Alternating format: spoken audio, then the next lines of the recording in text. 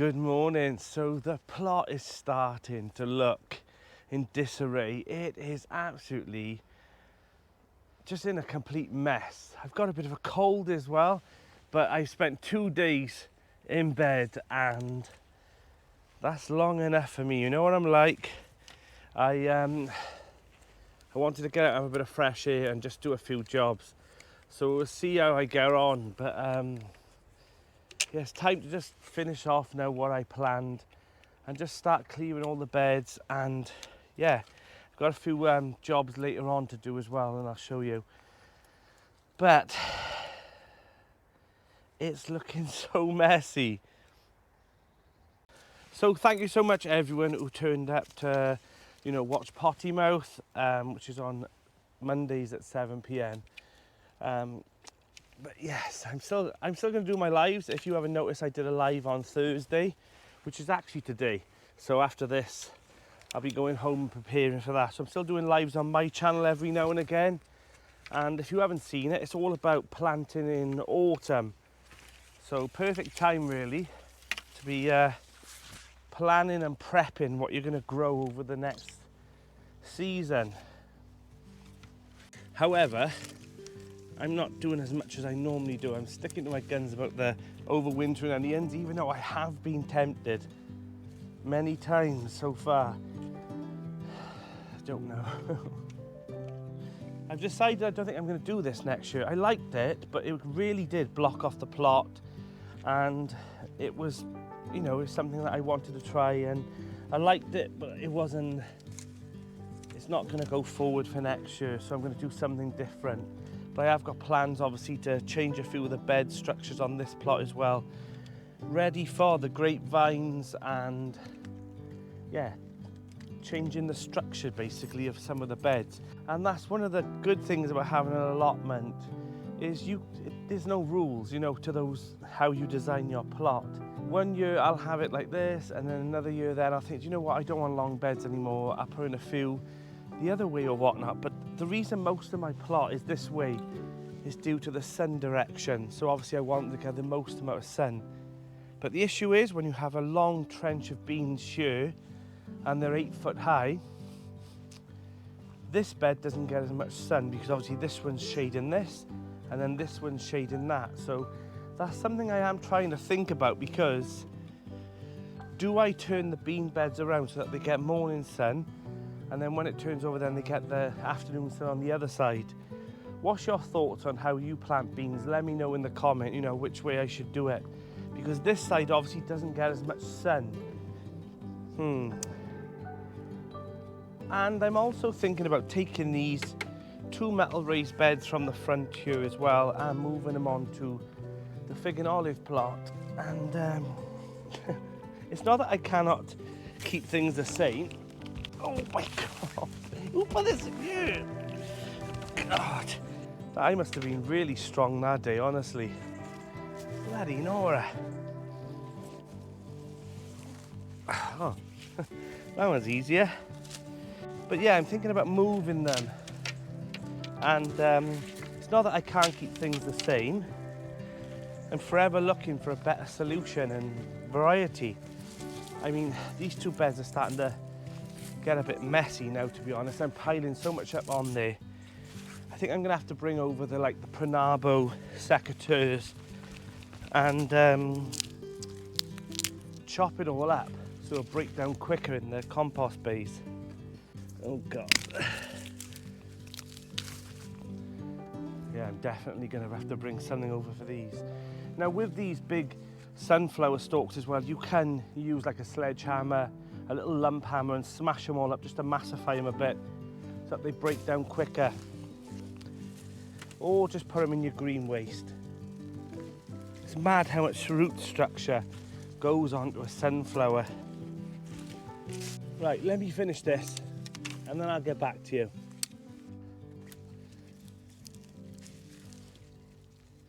There we go. I've left a few things in because there's 2 dock leaves in there that I want to really dig down and make sure I get that taproot out as much as I can. We've also got some calendula and a few other things that are growing that I want to pot on. There's like this vine thing, I can't remember what it's called now, I'll have to look back in the seeds, but I'm thinking it could overwinter, and then next year I can bring it out in a big pot and maybe put it over our archway. So that's the plan for these, but so far, so good. But right, this area, it is such a mess. Honestly, I cannot wait to have it all cleared out. But the manure then can go onto these beds once I've cleared it all, because these have dropped down a good 6 to 8 inches, especially these two here, actually these three. So they do need a good bit of manure put on. I might dig that in as well, and then put cardboard down, and then in spring put a nice layer of compost on all these beds, and then these will be good to go as well. So that's the plan now. The next couple of weeks is to make sure that all the beds, by the time I get to November, are all covered, all growing a green manure, so that I've got all the beds ready for spring, and I can concentrate then on the builds. I want to start the potting shed. So once all the beds are all done, I know that that's done. I don't want to start construction on like the potting shed and all the other raised beds that I want to build, and then this isn't ready for spring, because later on in the month it's going to get colder and also a lot more muckier, so all this will turn into sludge. So it's better to get it up now, get it in the compost area, and I'm going to make my way down the beds, and slowly but surely we will get there. So if you're looking at your plot right now or your garden thinking there is so much to do, just do one bed a week, one bed a day, one bed every time you visit. It doesn't matter, but just as long as you do one little bed area, it'll soon add up and you'll finish the lot before you know it. But it's a little bit daunting when you see it and think so many beds, but we'll get there.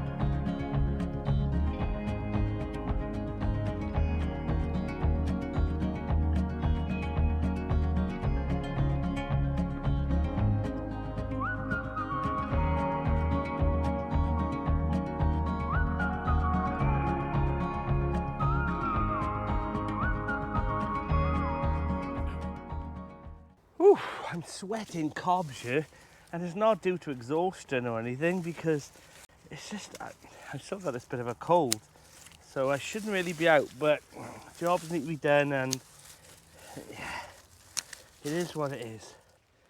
So Johnny has offered me a few wooden raised beds from his plot. He's going back to soil. He's going to do more Charles Dowding, just raise up the soil, but I figured I could probably use that wood somewhere, even if it's when I do the potting shed build for like a table, or it's quite big chunky wood. So I'm going to pop down and get that now. I think there's maybe 2 or 3, and he also said there's 2 metal raised beds there as well that he doesn't want anymore. So that's the good thing about having an allotment, is that there's always someone that will give you something, or you'll be giving something to someone else. So one man's trash is another man's treasure. Let's go. It's definitely feeling like autumn now. Everything is literally dying back, and yeah, it's not going to last much longer, and it'll all be dropping from all those trees, and then it'll be leaf mold season, collecting the leaves, and then they'll rot down then, and hopefully in a year or two's time they'll go on the bed. So there's always a job to do.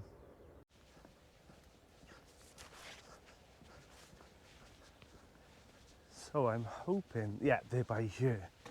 So that's great. The water hasn't been turned off yet either.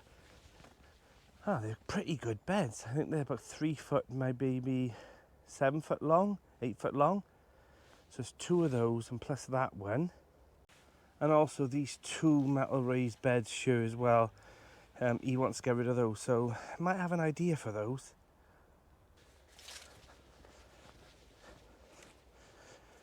Right. Yeah, these will be handy. They really will. So the idea is that he's going to rip these out and just go straight to the soil like this one is here.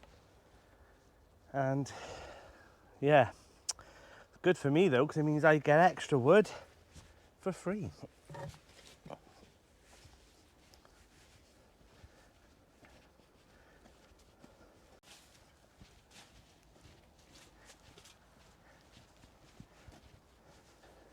They're not that heavy, but they're blooming awkward to carry on your own, but hey ho.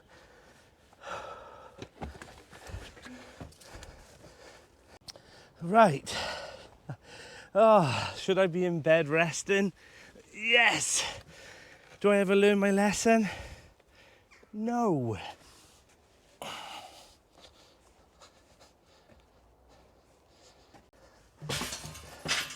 Oh.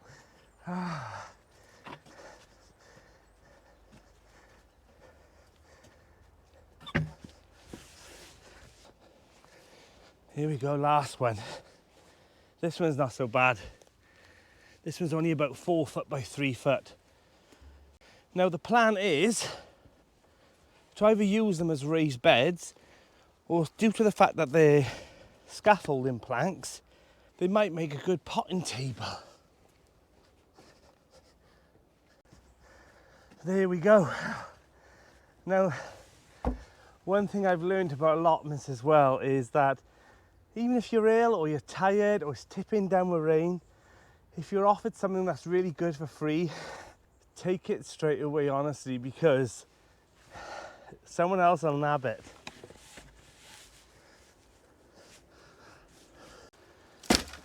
There we go. Whew. So the wooden beds are up now.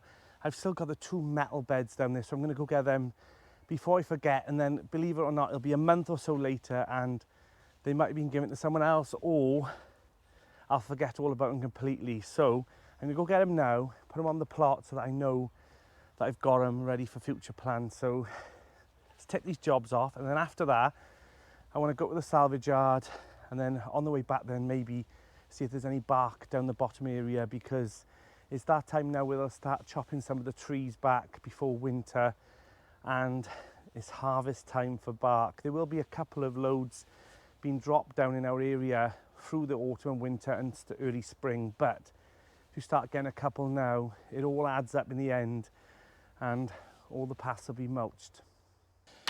There you go. So they're more of a square shape, but they were free, and also I think these might be perfect.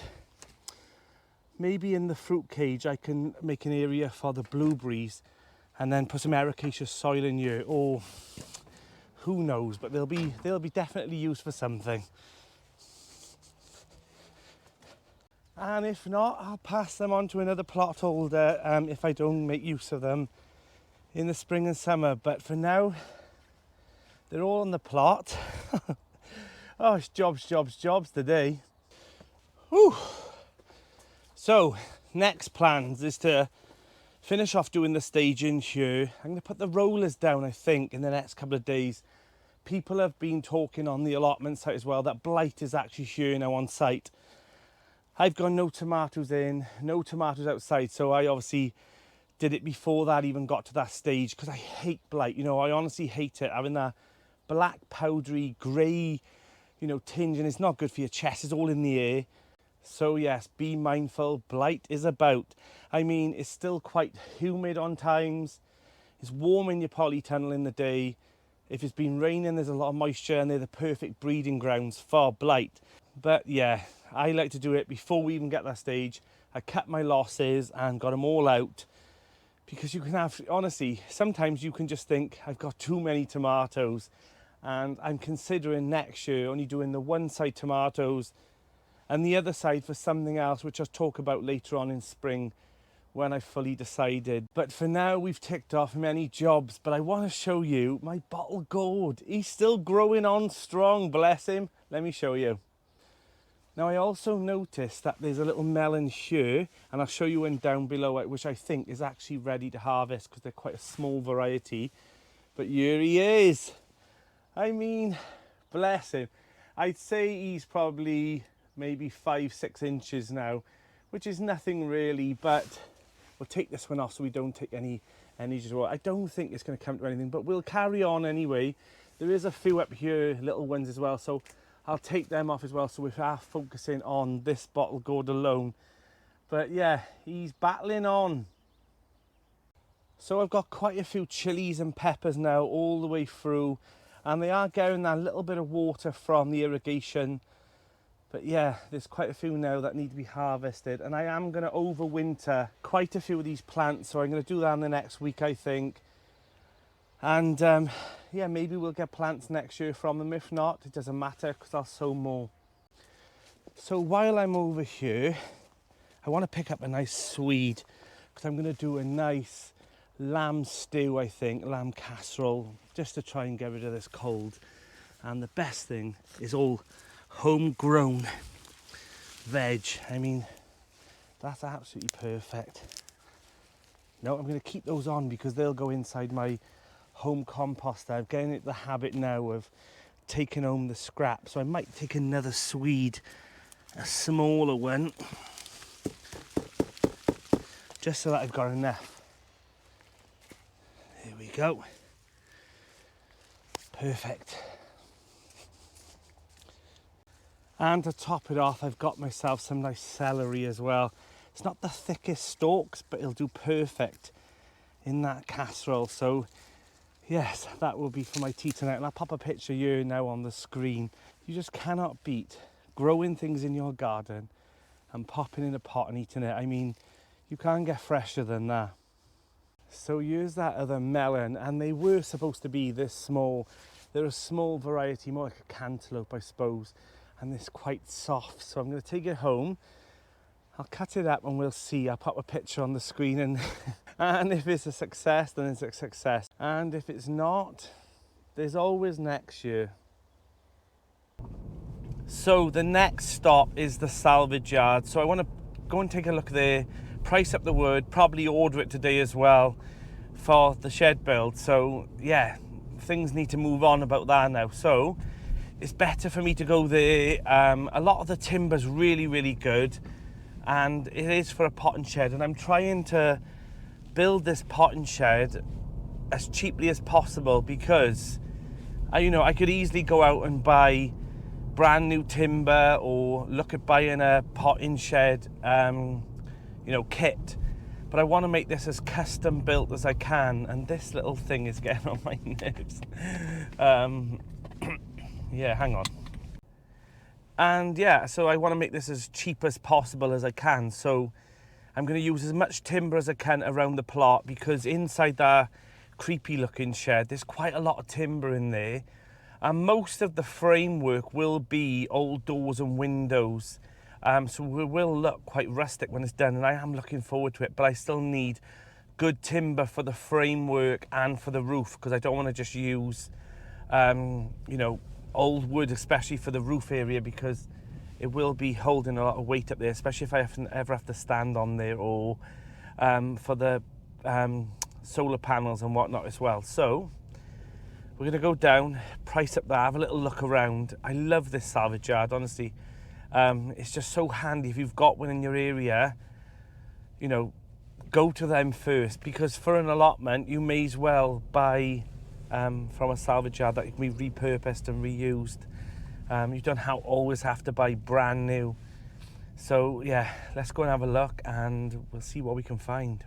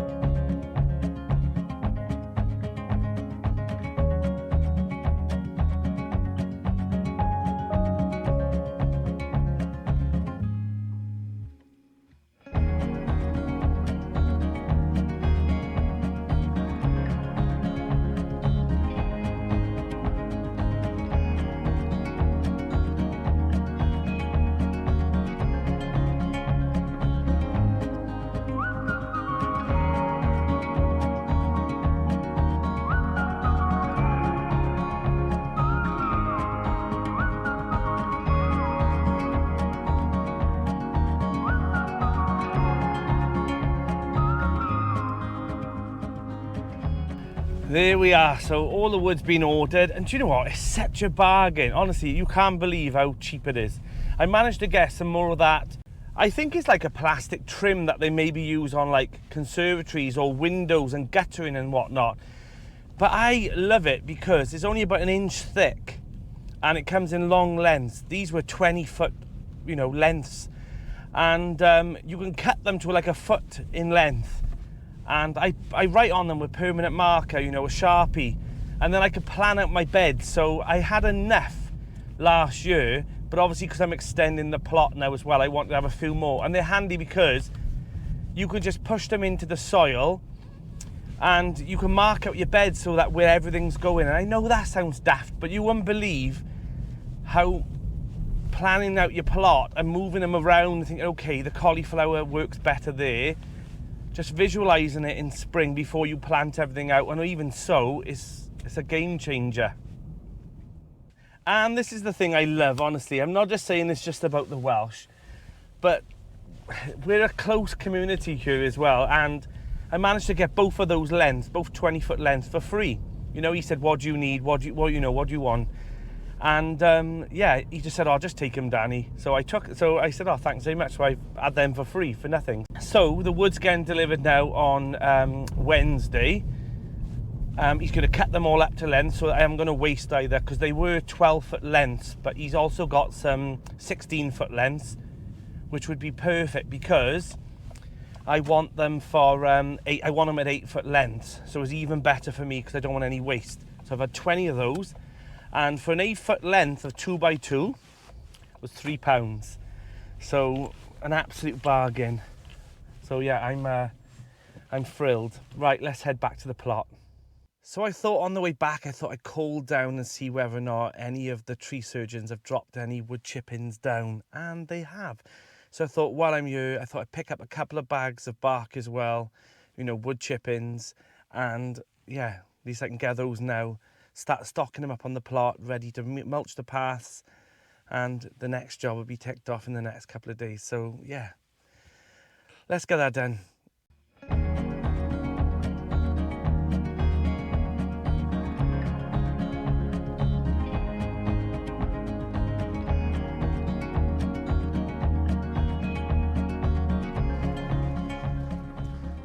So I've managed to get 6 sacks of bark for now.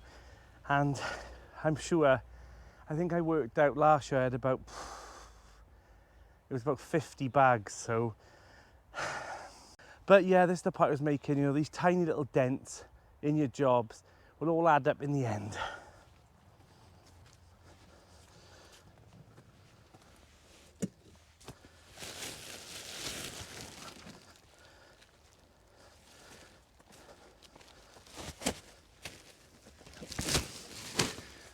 And I always stack them upside down because you don't want them to start filling up with water before you use them. So turning them upside down, you can tie them up or whatever, but I just turn them upside down and make sure when you lift them up, you remember to turn them up the other way. But it's just my little method.